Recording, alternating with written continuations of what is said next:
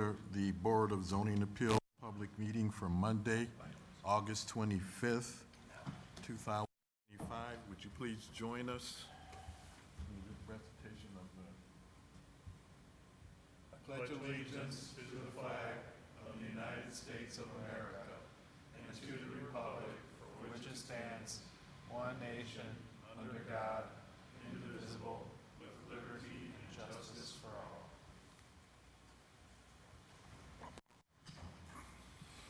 Mr. Kalinsky, would you take roll call for us, please? Michael O'Rourke. Tom Kuros. Here. Bill Jarvis. Here. Rick Kalinsky, here. Chairman Davis. Here. We do have a quorum. Next on the agenda is the approval of the minutes of the Board of Zoning Appeals meeting from July 28th, 2025. Motion to approve, Mr. Chairman. Motion from Tom Kurz. Tom Kurz. I'll Second. second it. I'll second it. Second from Mr. Jarvis. Rick, would you do the honors for Absolutely. us? Michael O'Rourke. Tom Kuros. Yes. Bill Jarvis. Yes. Rick Kalinsky, yes. Chairman Davis. Yes. Next on the agenda is BZA case number 25-8-13221, US 41 Crossroads YMCA. General location 221 US Highway 41, Omni 41, first edition, part of the east, 854.92 foot of Lot 1. Petitioner Crossroads YMCA, represented by DVG Team, Inc., Russ Posen, P.E., requested developmental variance as required by ordinance number 2004, Title 20, Section 4, Paragraph C3. Purpose to allow reduction in parking spaces. Mr. Attorney, do we have proofs of publication? Publications are in order. Thank you. Would you step forward and give us your name? Absolutely. Russ Posen with DVG Team Inc., 1155 Troutline Road, Crown Point, Indiana. We're the civil engineers on this development. I'll be going through the development variance, but first I'm going to let a YMCA representative introduce himself and kind of give a little background information about the YMCA here. Just I think it adds a little bit of clarity to the request and to the project. Hello, my name is Todd Sevens-Coleman, 524 Morgan Court, Crown Point, Indiana. I'm the Chief Asset Officer with the Crossroads YMCA. We've been really very happy and successful at bringing a Y to Schererville. When we acquired Omni from Franciscan about 2.5 years ago, it'll be 3 years this December. The community really responded and came to this Y, and it grew. Part of that acquisition included Jack's. In this last year, Jack's has decided to end their lease and vacate the premise, which really gives us a unique opportunity to expand the YMCA footprint to be inclusive of the Jack's building, and then to push a little frontage lobby onto the front of Jack's to kind of snazz it up a little bit. So you can see a rendering here of what we aspire to give our existing members and residents of Schererville access to just a premier facility. Sure. So we are requesting a development variance for total parking. The Schererville ordinance for parking is pretty unique. It's based on total occupancy. This is a very large building, so the occupancy load is quite large, 2,180 plus folks is the occupancy, which generates, per your ordinance, 733 total parking spaces. In our experience with similar facilities, this actually far exceeds the amount of parking that really is necessary for a development like this. What we provide here, or what we're proposing, is 369 parking spaces on the YMCA lot itself, and then there are 221 existing parking spaces on the Franciscan lot. We have a shared access agreement, so we have a total of 590 parking spaces available to the YMCA members to use as facilities. The Franciscan development is one of those 9 to 5 type of uses. the YMCA ramps up their use really at 5 and beyond. So really that 90 spaces is really adequate for this use. Also, when it comes to parking, the existing site had 394 spaces before we're proposing this addition.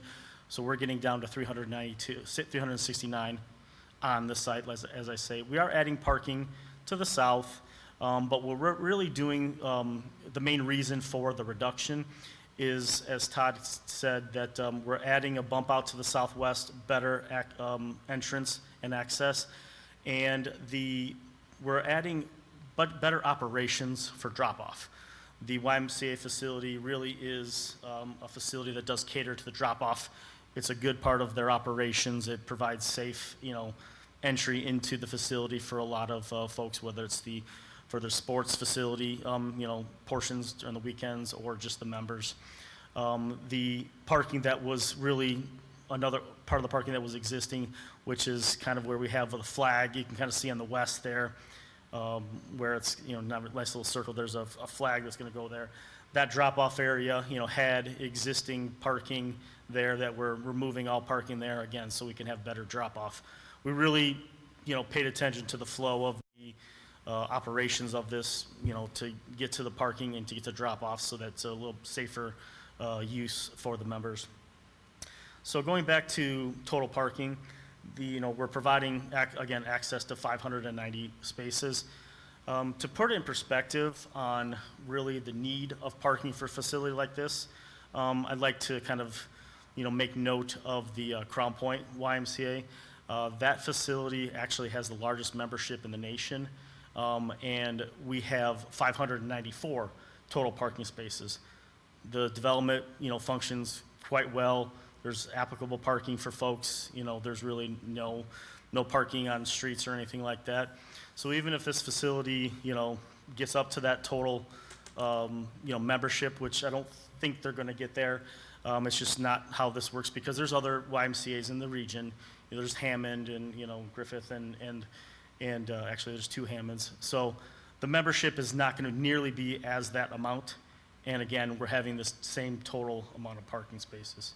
Kind of these scenarios and, just making things efficient really is why we feel that the reduction in parking by ordinance does not diminish what we're providing and the use of the facility. So any questions or comments, we'll be happy to ask or answer. Excuse me. Thank you. Any questions from board members? Mr. Chairman, Mr. Jarvis? so your actual parking with your combined parking and cross easement parking is what, 590? Yes, correct. Okay, so you're somewhat equal with Crown Point. Yes. With not quite the same membership. Exactly.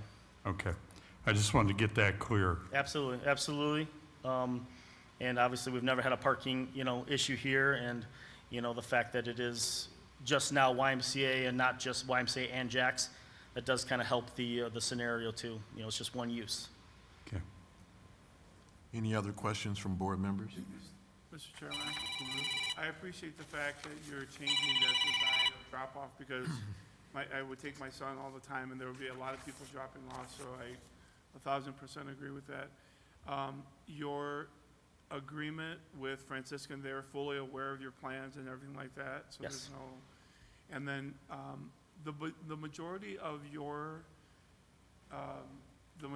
members come after 5 o'clock? Yes. Would you say that in all YMCA's? Okay.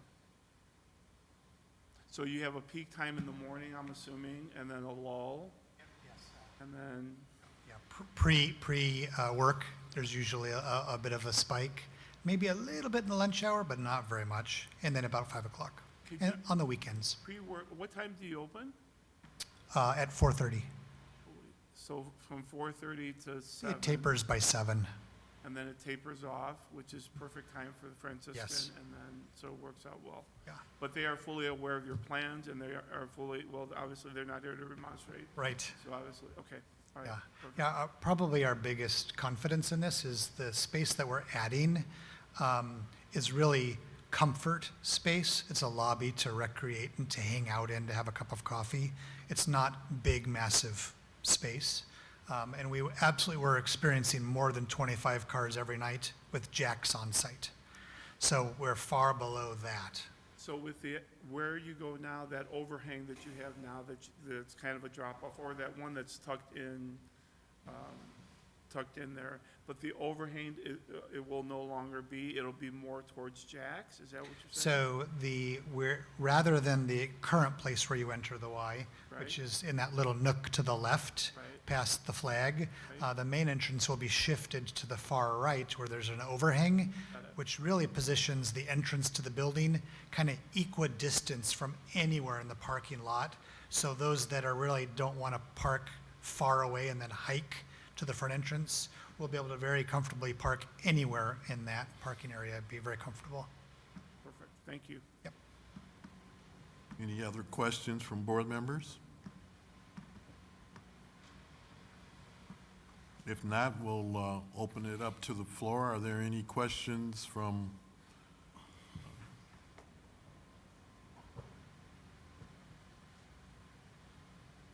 If not, we'll bring it back to the board for any follow-up questions, if there are any. Any?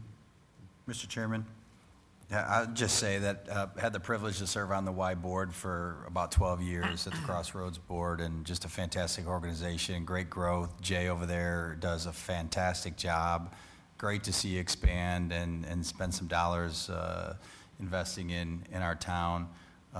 Thank God for the White family who have been fantastic to support the YMCA's all across Northwest Indiana. And so BZA case 25-8-13, 221 US 41 Crossroads YMCA. The request developmental variance as required by ordinance number 2004, Title 20, Section 4, Paragraph C3, to allow a reduction in parking spaces.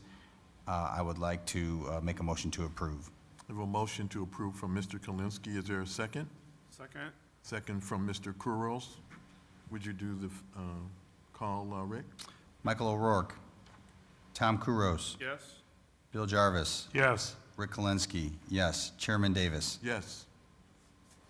Motion is approved. Thank you very much, gentlemen, and it looks very good over there. We wish you nothing but the best. Thank you very much. We appreciate your time. You're welcome. Next is commission business, findings of fact. BZA case number 25-7-10, 8221 Durban Street, Caleb Johnson. Petitioner Caleb Johnson, represented by Howard Johnson, father. Developmental variance is required by ordinance number 2004, Title 4, Section 3, Paragraph B, to allow a garage roof height of 24 feet. Approved with conditions 4-0 on 7/28/25. Is there a motion? I'll make a motion to approve. Second. All those in favor? Aye. Opposed? Motion passes. BZA case 25-7-11, 8221 Durban Street, Caleb Johnson. Petitioner Caleb Johnson, represented by Howard Johnson, father. Developmental variance is required by ordinance number 2004, Title 4, Section 7, Paragraph A, to allow a 1,152 square foot garage addition. Approved with conditions 4-0 on 7/28/25. Is there a motion? I'll make a motion to approve. Motion by Mr. Jarvis. Is there a second? Second. Second, Mr. Kalinsky. Mr. Kalinsky, would you do the roll call? I think we just need a motion for all approved, correct? For finding of Yeah, fact? we can, yeah. Motion passes 4-0. BZA case 25-7-12, 8221 Durban Street, Caleb Johnson. Petitioner Caleb Johnson, represented by Howard Johnson, father. Developmental variance as required by ordinance number 2004, Title 4, Section 7, Paragraph B, to allow garage floor height of 14 feet. Approved with conditions 4-0, 7/28/25. Is there a motion to approve? I'll So make a moved. motion. I'm sorry. Go ahead. A motion moved. by Mr. Kalinsky. Is there a second? Second? Second by Mr. Kuros. Motion is approved. If there's nothing else, we are adjourned.